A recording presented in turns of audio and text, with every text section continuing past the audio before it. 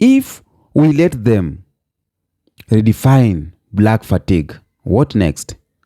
Maybe they will redefine Jim Crow law to something like tough love. Maybe they will redefine slavery called long-term employment. We cannot allow our history to be rewritten. We cannot allow the erasure of the history. There was a white woman who has now since deleted her video talking about black fatigue and how she and the rest of society are so fed up with the ghetto and ratchet behavior, the entitlement, the victimhood. Her words, not mine. Couple of things. One, black fatigue is a real thing, but it's not what that lady was saying. Black fatigue is the emotional, physical, and mental exhaustion caused by the daily stress of living under systemic racism and its consequences. So the black community has black fatigue due to the oppression they've lived under in this country since its inception. Two, it never ceases to amaze me how little most white people are willing to look at the true history of this nation and understand that while they personally may not have owned slaves or lynched black people or used black babies as alligator bait or conducted experiments on black people or operated on black women without pain medicine because they didn't think black women could feel pain, they are still benefiting off the society and systems that made those things possible. Racism is deeply rooted in this country from the beginning. We stole this land from the indigenous Native Americans. We brought black people to this country against their will and sold them into slaveries. We ripped their families apart. We have maligned, maimed, and misused the black community since the first ship arrived on the shores of the United States. Do you understand how hard the fight has been to get even a semblance of equality in this country?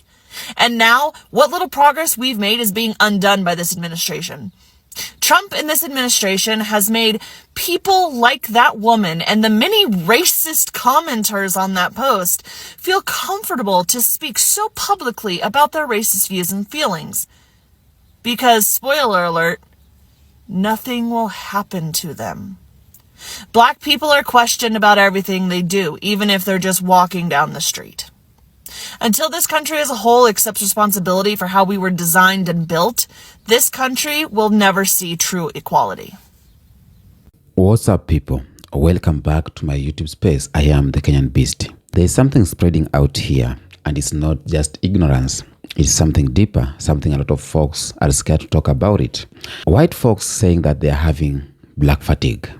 I know you have come across that. It has been trending on social media. But it's not the kind of black fatigue we have been saying for a number of times or for years. Not the fatigue that comes from racism, oppression, or systematic injustice. No, they mean they are tired of us. They are tired of us talking about oppression. They are tired of seeing blackness. They are tired of hearing about racism. They are tired of our presence, our power, our protest. They have taken the term born from our pain and twisted it into a complaint. And I know those who are so keen, you have noticed it. Once again, white America is colonizing language it doesn't understand. They are trying to twist things. They are trying to use that language, black fatigue, on their game. That's what we are going to talk about it today. First of all, what is black fatigue? Let me say it clearly. Or let me be clear about it so that we can all understand, because I've seen even some black Americans not understanding what is black fatigue. I've seen them creating videos supporting the white America who are saying they are tired. That means that a lot of people have not really understood what really is black fatigue. Black fatigue is not about being dramatic. It's not about being victimhood. It's not about the ghetto. It's not an excuse. Black fatigue is a daily lived exhaustion, tiredness of being black in the white-dominated society. We carry it in our bodies, in our mental health. It shows up in a stress-related disease, high blood pressure and anxiety that never seems to go away, being in a racist circle, being in a discrimination circle at workplace, at school. It comes with stress. It comes with, understand, the fatigues. Black fatigue is not what they are talking about. They have just twisted it. They have just twisted the word, because every day we navigate a world that questions our worth as black people. Every time you get followed around the store, every time people watch people clutch their bags when you walk by, they are scared you may be a thief. And when you see an armed black person gunned down, and the person who have gunned him down walk free, that is black fatigue. And that's what we are talking about. It's a constant state of alert, of performing, of surviving.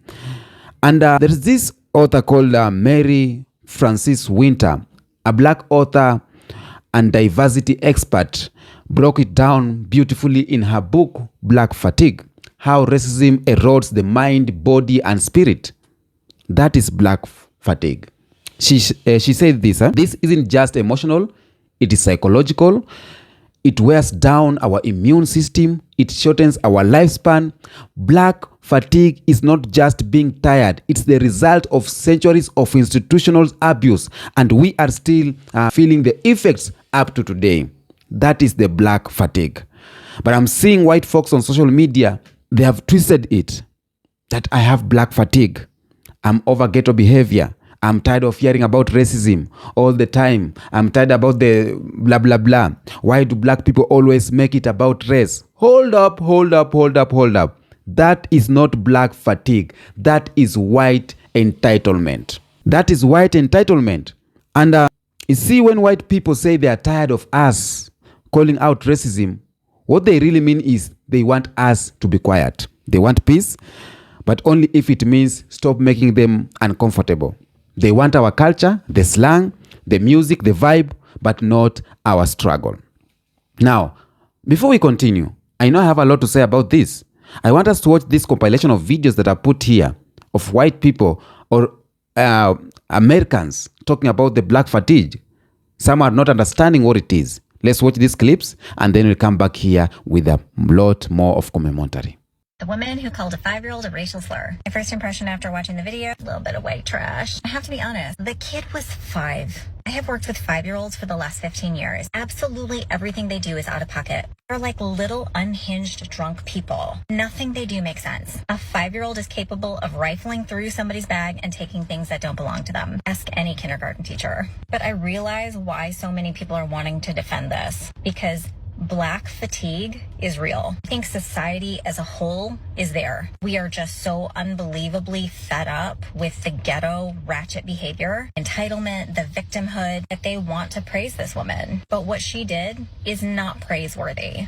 But also on the same hand, please remember that every day that us white people get on this app, we get called racial slurs every single day. So if you don't want to be called a racial slur, you also have to stop calling people racial slurs. You can't talk out of both sides of your mouth.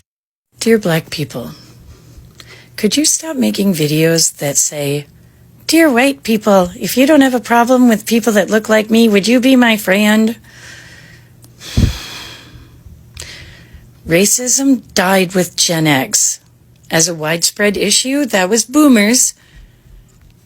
It died with Gen X. Most of us are grandparents now, and apparently you didn't even notice. Like, we put in the work. We stopped judging people by the color of their skin, and you didn't even notice. But now we feel your judgment all the time, and we're tired of walking on eggshells. Because we know there's a very good chance that you probably have a problem with our skin color.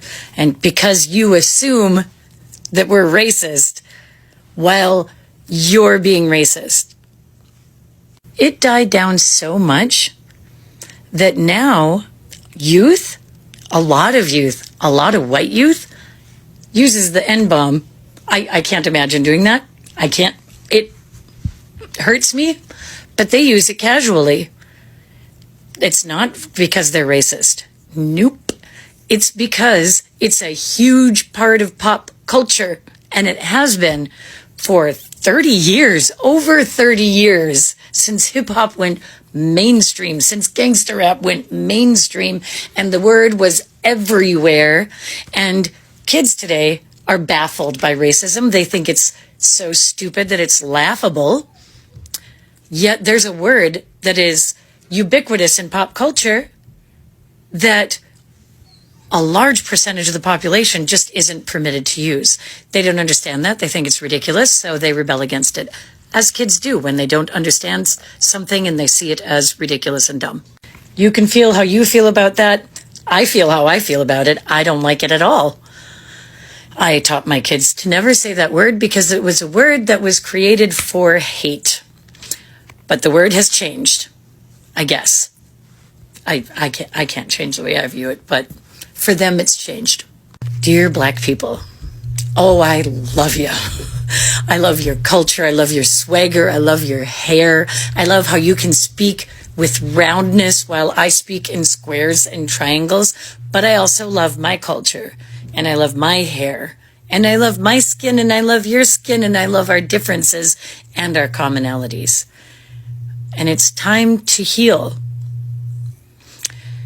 If you don't focus on healing how you view white people and then how you view yourselves in relation to white people, because the superiority complex only ever masks an inferiority complex, then we're going to be doing a civil rights movement for white people in like 20, 30 years. And I know some of you would like that. But that just says that you're the racist now because white people aren't the racists anymore. And I'm not saying there isn't a single white person who's racist. There's assholes in every group and every color. But the majority of us left that with our parents or grandparents. It doesn't even make sense to us. And we don't need to feel guilty about what our ancestors did because we're the ones that fixed it. It's over now. Unless you want to perpetuate it. App just now to see that the word black fatigue is trending amongst a lot of different people. And before I made this video, I scrolled on it and I said, let me see what people are talking about. Because black fatigue is real. I think society as a whole is there. We are just so unbelievably fed up with the ghetto ratchet behavior, entitlement, the victimhood, hoodrattery, animalistic. This is why people have black fatigue. I'm sick and tired of opening up TikTok and seeing brawls on cruise ships, brawls in the airport, like literally the most ghetto behavior. We're tired. A white woman was talking about Shiloh Hendricks, the lady that called the 5-year-old the N-word. And she said, that shouldn't have happened, but people have black fatigue. People are tired of ghetto-ness, loudness. People are just tired of black people. So we all have fatigue. And that got me thinking, I've heard the phrase black fatigue before, and I know in my heart of hearts that that relates to the fatigue that black people experience existing in this country and around the world, dealing with racism and prejudices that have been put on us due to the history of violence, Jim Crow, segregation. So how are white people appropriating black fatigue? They replaced DEI with black fatigue. And you guys are using that because you're tired of being held accountable for things that you should be held accountable for in this country, and you want to be openly racist to us. This entire discourse is rooted in racism. You want to be able to say you're tired of black people for having a voice. You're tired of us for existing in spaces we exist in. You're tired of us for not all being poor. You're tired of the fact that some of us are doing better than you, but when we live in a country that is based on racism and systematic racism that still exists today, you can't be mad that we're calling you out for it. What the fuck are we talking about? America is a country that suffers from delusion, lack of education, and basically exists in a consistent state of dementia, because the cognitive dissonance that many white people have that exist in this country it alarms me. The fact that this country was founded and predicated on owning bodies and killing off natives. That is the foundation story of this country. Yes, we became one of the most successful countries in the world, but that is the heart and soul of this country. It is rooted in racism. The Declaration of Independence was rooted in racism. The Constitution was written with racism. So the fact that you think you can exist, and we're only out of segregation for how many years now? Not even a generation, not even 2 generations out of segregation. The fact that you think you can exist without racism internally inside of you is crazy. It's crazy. We're all racist. Everybody that exists out of a racist system is racist, especially if you are the one that benefited from said racism. You have to do a lot of unlearning, unpacking, and re-educating yourself onto what racism means, because you guys hear the word racism, you're like, I'm not racist, I have black friends. It doesn't mean you're going out with crosses on fire. There are levels to the internalized racism, the internalized biases versus violent, aggressive racism. But racism is the foundation of America. So the fact that you don't want to hear about it is not my problem. The funniest thing about white people in this country is that the lack of education that they have on their own history and how they've been all sold a lie and socialized to believe that they're here and we're violent and they're not is fucking crazy. You ever seen a redneck? You ever been to a trailer park? You ever seen a meth addict in New Mexico? That all of the people on welfare in this country are white. 96% of them are white. But meanwhile, black people are poor, uneducated, animalistic, violent. All the list goes on. Your ancestors literally killed off millions of people who are on this land, stole it, raped, robbed, killed them, stole us, raped, robbed, killed us, procreated with us, and made us procreate with each other and our families. Yet the list goes on. The only people who are sick with animalistic practices are you and your ancestors. Upon further review, after seeing 5 or 6 black people make this black fatigue video, it got me thinking into the respectability politics of this type of video they're making, because not only are they generalizing the actions of all black people and lumping us into one group, you are policing the actions of people per the standardized or acceptable behavior that white people are saying that we should have. Interesting. What you're doing by making these videos is you're allowing white people to not take accountability and not hold themselves to a standard that they can just be racist and prejudiced towards us and say that their behaviors are acceptable and their way of life and living is acceptable in this country, but ours isn't. It's really befuddling me that you as a black person can go online with your chest and say you have black fatigue because everybody's ghetto, or you have black fatigue because everybody's loud. That's not the fucking case. And even if you are, quote unquote, this highly educated, highly classy black person, you're still loud. You still have an auntie who looks like the person you're talking about. You still have cousins who are the people you're talking about. So why make this video? I will never understand black people that pander to white people. I will never. There's nothing in my being that would ever allow me to have an internal conversation externally on this app. So white people feel comfortable saying how they feel about us in the open and make it a whole thing. Imagine you are allowing white persons to say they have black fatigue. They're tired of black people being victims. They're tired of black people saying racism. They're tired of black people existing. Every day on this app is something new. Y'all gotta do better. Do better. Black fatigue? This where we at now?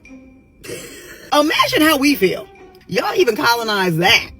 Like, black fatigue is not what y'all created it to be. It was the fatigue of black people having to exist in this country and dealing with all y'all dumb shit. We were tired, not y'all. Imagine telling the internet that you're tired of all the ghetto-ness and the ratchetness and all of the fights when y'all are quite literally the godfathers of violence in this country. And then all the ghetto and ratchet speak, your kids are emulating exactly what we say and calling it Gen Alpha and Gen Z speak when it was just AAVE repackaged to be palatable for white people. What are we talking? Like, y'all are quite literally exhausting. But like 8.5 by 11s are going to do this all the time. I'm not worried about the hueless. However, the black people getting on and co-signing the black fatigue to make white people feel better could not be me. I imagine agreeing with white people when they aren't even picking you. Super weird. But like, sure, being held accountable for your racist ideology. If I were white and I had to constantly hear that black people are right and then it proves out and you're sitting there being mad, yeah, I'd be mad too. I too would be annoyed if I were half the age of black women but looked twice as old as them. Yeah, I'd be pissed too. So like, hold your black fatigue and raise yourself some accountability. Because, oof. Happy Monday, y'all. Black fatigue, shut up. Black fatigue.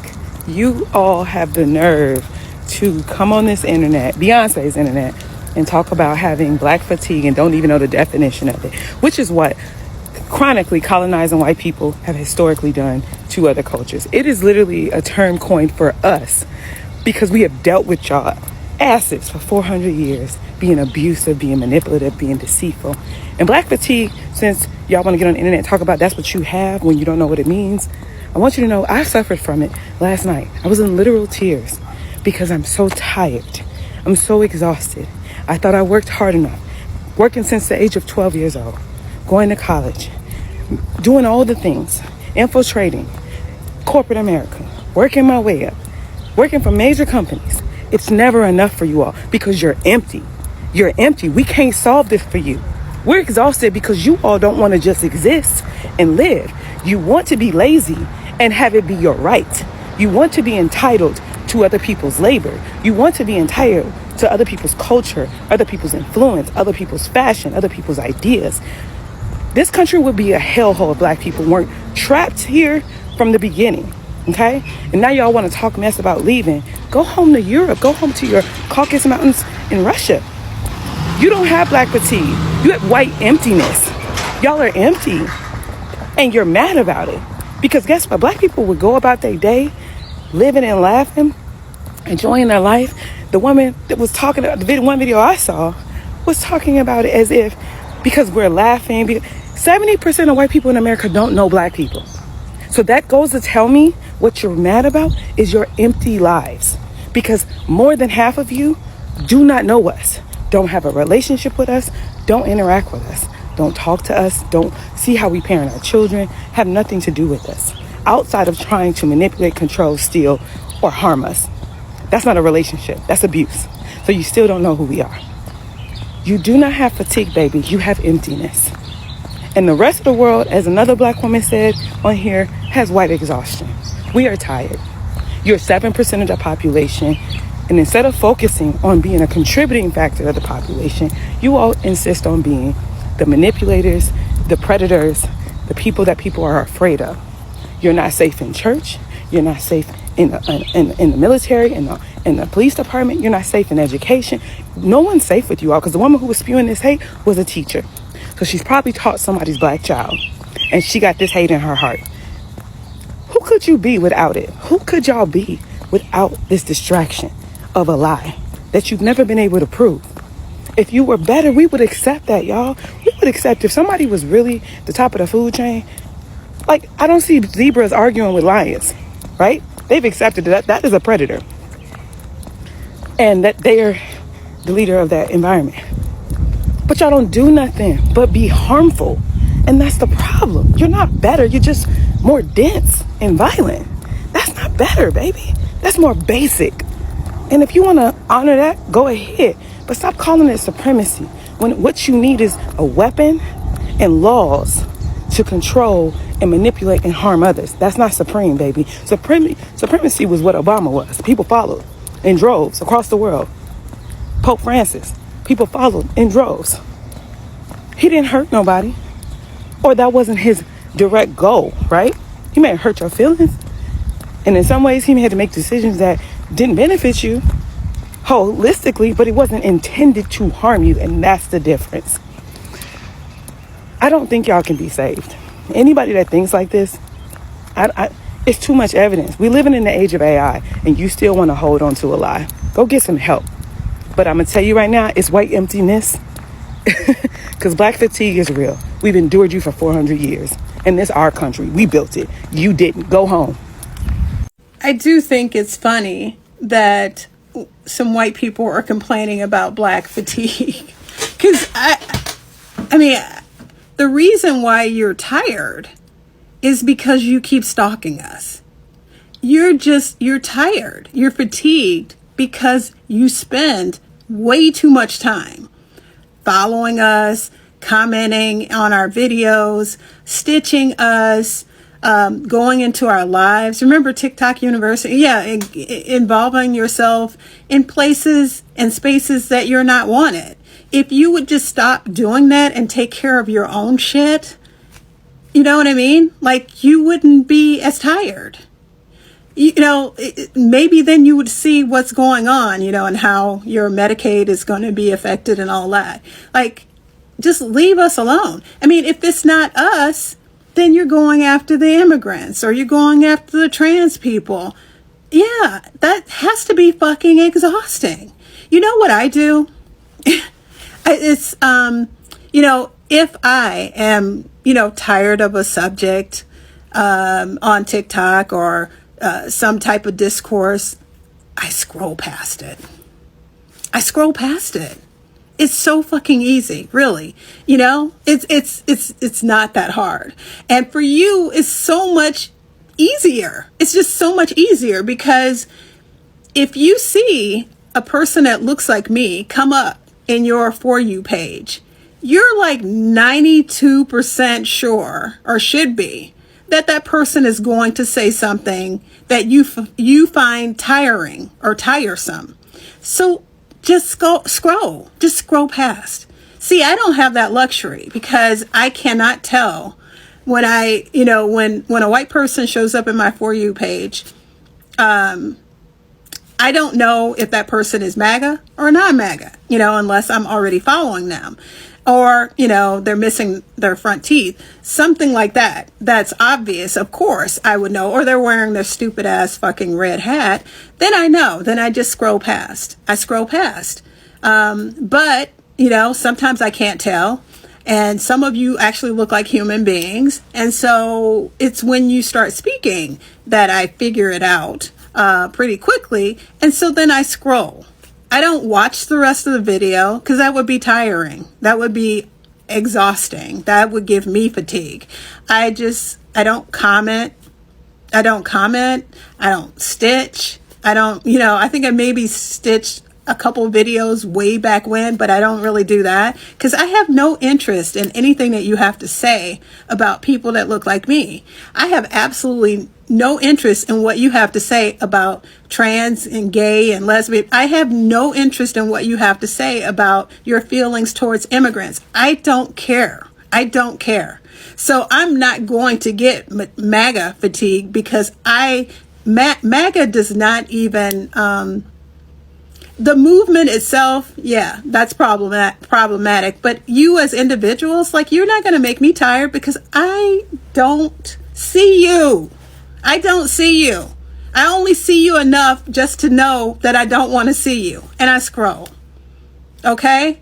So if you see somebody that looks like me come up in your For You page, instead of hopping, watching half of the video or watching none of the video and typing a comment, just scroll past it. Problem solved. It's really not that difficult. It really is not.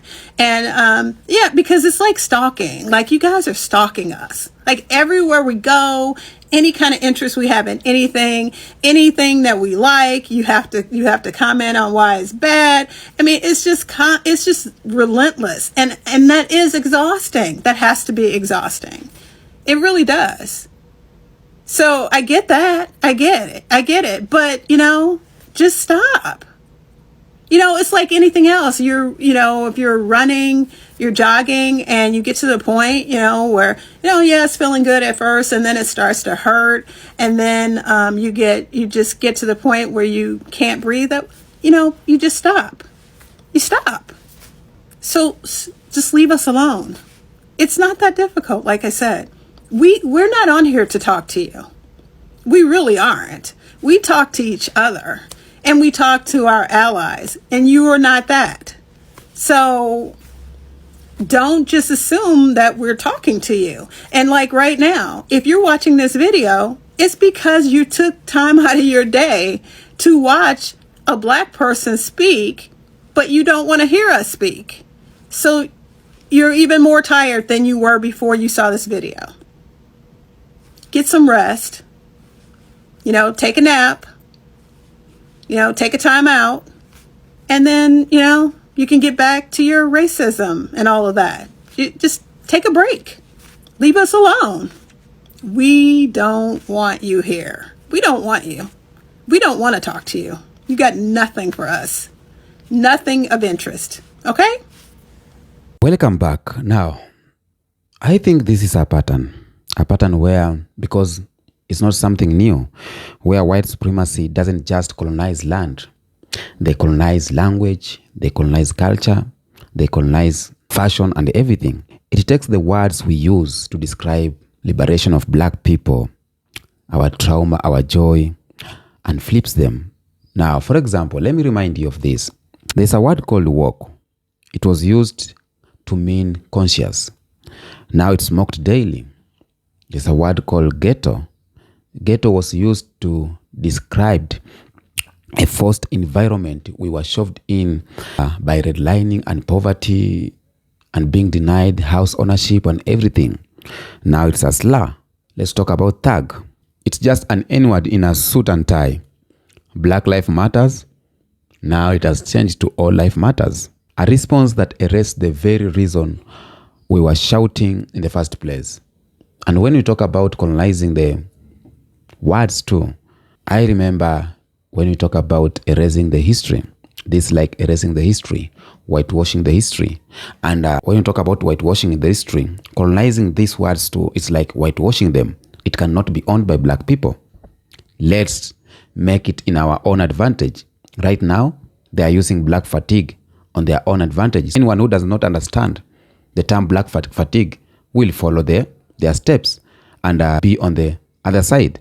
When you talk about black fatigue, they don't want to face what it truly means, because they'll rather make it a dog whistle. They want it to mean black attitude, like black loudness, black disruption.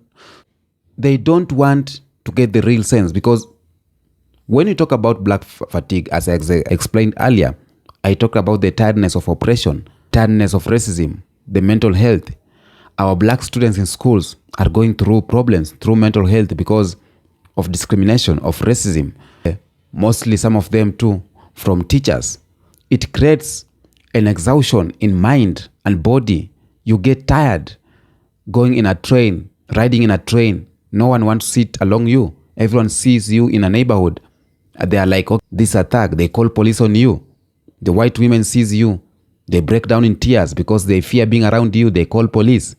And you find yourself in custody just because someone is uncomfortable to be around you. It's a fatigue. You understand that? It's a fatigue. It means black survival in a system that keeps trying to grind black people down. For example, I remember a story where this black American told me a year ago, I think, when I started YouTube, like a year ago, a white colleague pulled her aside and told her, like, you always bring up issues about race. And he told her that it's exhausting for you talking about race every time. This lady was telling me they didn't realize that it was not about bringing up. It was what she is living it in a daily basis. When she goes to work, in the stores, in the train, in the buses, she lived with it. Her kids lived with it. It was not about just bringing up.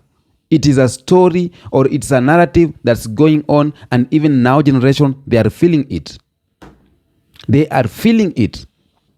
So that's not fatigue. When they say they are tired, that's not fatigue. When they are tired of listening to us ranting, when they are tired of listening to black people complaining, to black people protesting, when they are tired to listening to black people talking about oppression, talking about racism and discrimination, that's not fatigue. That is privilege. That's what we call white fragile. Now, why are they doing this? Why are the white America or white folks doing this? Why take our own term as black people and distort it and flip it?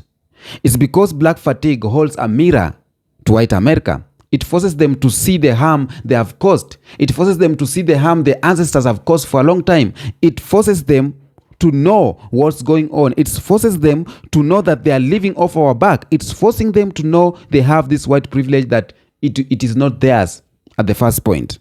And they're still continuing the cause. It exposes the lie that racism is over.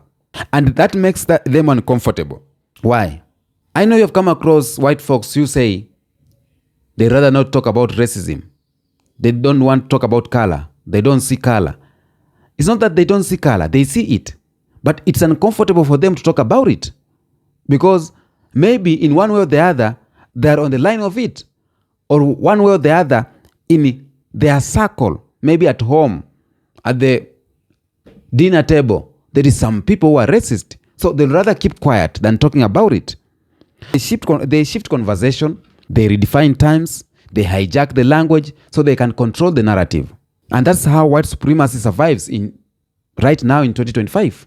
Flipping the words, erasing the history, whitewashing history, not always in burning crosses, but in wordplay, in gaslighting, in culture theft, etc., etc. What does this mean to us? If we let them redefine black fatigue, what next?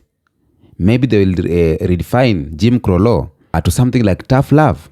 Maybe they will redefine slavery, called long-term employment. So this isn't just about semantics. This is about the truth. And we cannot allow our truth to be rewritten. We cannot allow our history to be rewritten. We cannot allow the erasure of the history and everything that's going on. Because when you talk about black fatigue, this again about history. It's about what has been going on. The oppression, long-term oppression. And our language is our weapon. It also a shield.